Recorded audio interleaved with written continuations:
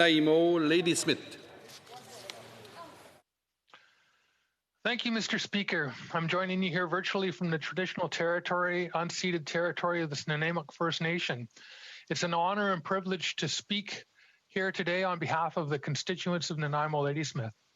Mr. Speaker, as we watch the COVID-19 pandemic unfold across this planet, this Parliament came to the realization that we needed to take drastic action in Canada to avoid a severe outbreak here.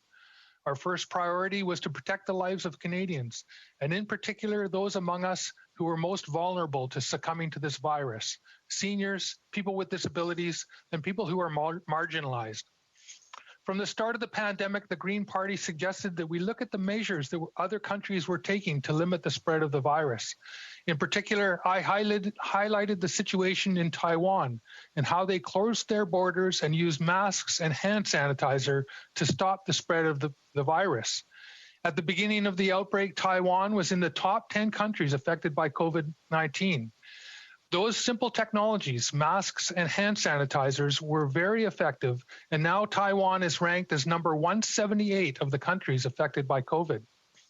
Unfortunately, we did not have the supplies of personal protective equipment we needed across the country for our health workers, never mind a supply of masks for Canadians.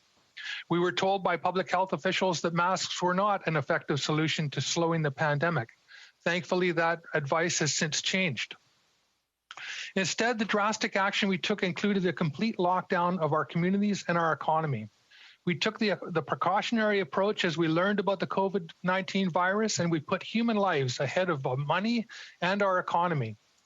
We knew we needed to limit the spread of the virus through social contacts. As our economy shut down across Canada, we also knew that we needed to do everything we could to protect the workers who had to stay at home and the businesses that needed to lock their doors. As a Green Party MP, I pledged to my constituents that I would work across party lines to do what is best for my constituents and for Canadians. And as the pandemic unfolded in Canada, the Green Party caucus did exactly that. We stood proudly as members of Team Canada and did everything we could to put the interests of Canadians first during the pandemic. We put forward good ideas such as the guaranteed livable income to ensure that no citizen would be left in dire economic circumstances and could not pay their rent or mortgage or put food on the table for themselves or their families. This is a program we had championed for over a decade, and we are happy to see other parties and MPs picking up on the idea. Unfortunately, the government has not adopted a guaranteed livable income and instead created a flawed patchwork system to help individual Canadians. My riding of Nanaimo-Ladysmith is like many ridings across Canada. Small and medium-sized enterprises are the engine of our local economy and employ almost 90% of the private sector workers. These small and medium-sized businesses need help to get through the economic crisis that was created by the lockdown. They needed help retaining their workers, paying their rent, and covering the hard costs associated with running a business. The Green Party caucus looked at what other countries were doing to deal with the economic fallout of the pandemic and how they protected their workers and businesses. And we put forward those ideas to the federal government. When the federal government first proposed a 10% wage subsidy, we, along with other MPs, said that wasn't good enough. We proposed the same 80% wage subsidy that Denmark had established. The government listened and increased the wage subsidy to 75%. We heard from local businesses, chambers of commerce, business associations, and nonprofit sector that businesses were going to need help paying their rent and covering the hard costs associated with running a business. We passed those concerns on to the government, and the government responded with programs like the Canada Emergency Business Account and the Canada Emergency Commercial Rent Assistance Program.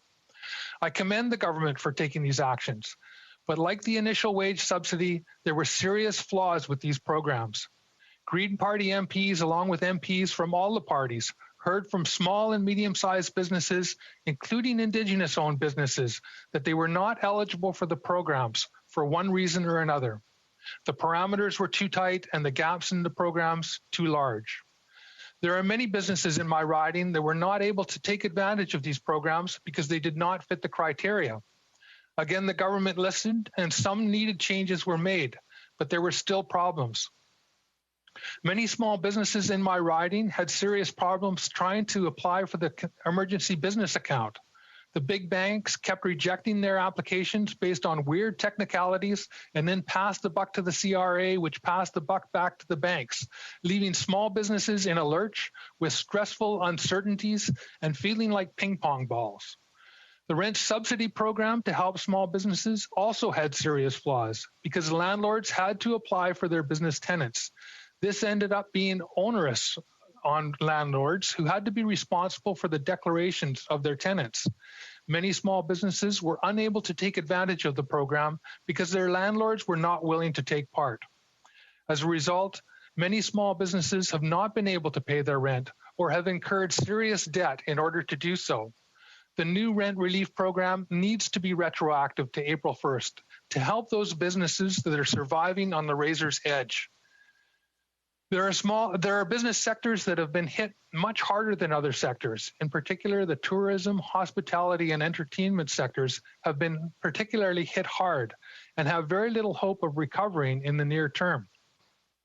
These businesses need sector-specific support. If we don't support these small businesses, the goods and services they provide will be swallowed up by multinational giants and we will see the wealth and prosperity sucked out of our communities. In my constituency of Nanaimo-Ladysmith, many businesses have not been able to make it through the pandemic and have already closed their doors for good. At the same time, companies like Amazon are making money hand over fist as more Canadians shop online. It is clear that companies like Amazon need to pay their fair share of taxes in Canada and contribute to our government coffers to assist Canadians through this pandemic. We have also seen how the extremely wealthy in this country have been making huge profits during this pandemic. The richest 20 billionaires in Canada increased their wealth by... Point of order. Point of order. We... Interrupted by somebody who has their mic on. I know that's why I'm raising a point of order. I'm having trouble hearing my honourable colleague from Nanaimo-Ladysmith, and I don't want to miss a syllable because he's so darn good.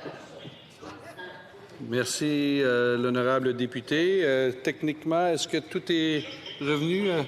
Yeah, somebody has their... Juste rappeler. Mr. McCauley has his mic on. J'aimerais rappeler à tous les gens qui sont en virtuel de fermer leur micro. I ask all the MP close the micro if your micro is open because we understand your conversation. Now, le député de Nanaimo-Ladysmith, je vous invite à poursuivre, l'honorable député. Thank you, Mr. Speaker. We have also seen how the extremely wealthy in this country have been making huge profits during this pandemic. The richest 20 billionaires in Canada increased their wealth by $37 billion in the first 6 months of the pandemic alone. These billionaires have clearly need to be paying their fair share of taxes. Their companies utilize the public infrastructure paid for with tax dollars, the roads, bridges, law enforcement services, sewage, and water infrastructure. They benefit from the free education and health care their employees receive, and from the public transit their employees use to get to work.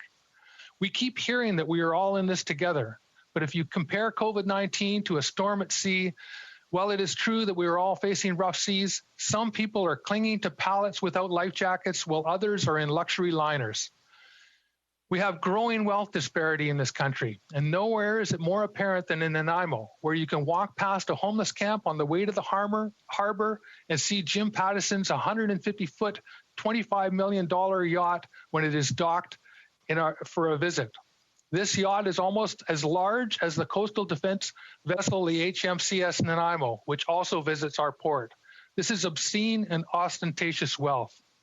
It's time that Canada's ultra-wealthy do their fair share to help Canadians during this pandemic. It's time for a wealth tax in Canada and taxes on extreme profits gleaned during the pandemic. Interest rates are at a record low, and Canada's big banks continue to make massive profits, but we have still not seen any relief in credit card interest rates, credit card charges, or banking fees for Canadian small businesses or consumers. The big banks continue to fleece Canadians during this pandemic. During the financial crisis in 2008, these same big banks received taxpayer-funded bailouts reported to be as high as $114 billion. It's time that Canada's big banks return the favor and do their fair share fair share to help Canadians during this pandemic. They need to reduce credit card interest and banking fees now. Throughout this pandemic, the economic hardship it has caused, the Green Party caucus has listened to constituents, local businesses, labor unions, chambers of commerce, organizations and associations. And Mr. Speaker, I lost about a minute when we were looking to get people's mics shut off, so I'd like that minute back, please. We are now in the second wave of this pandemic. We need to do all we can to ensure that our small businesses are protected, as further measures are taken to ensure the most vulnerable members of our community are kept safe from this virus. The Green Party supports this legislation that introduces the new Canada Emergency Rent Subsidy. Merci, très honorable député. Questions et commentaires. Le secrétaire parlementaire du leader à la Chambre.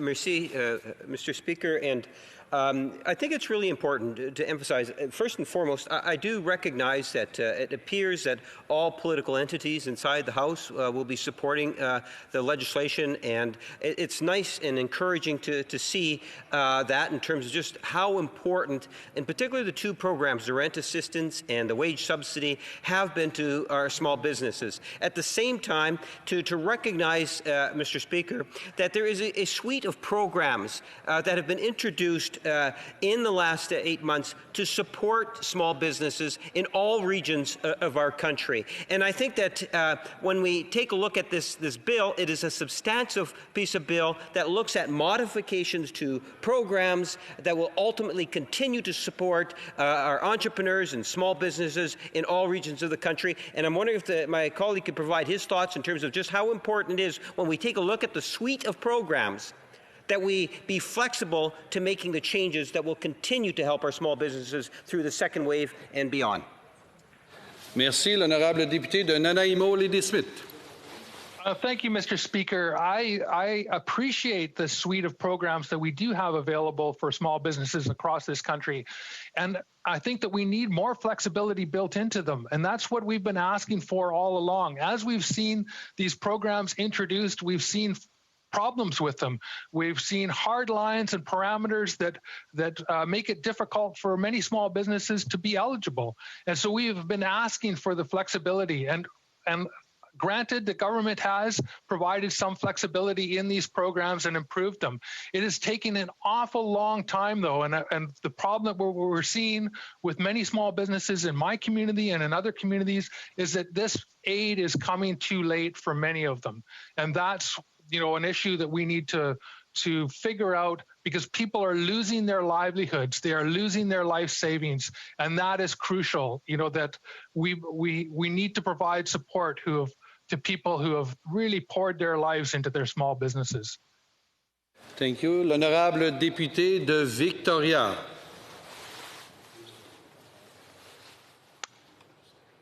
Thank you, Mr. Speaker, and thank you to the member from Nanaimo for his speech and for his words in support of small businesses, but also in support of making the wealthiest pay their fair share.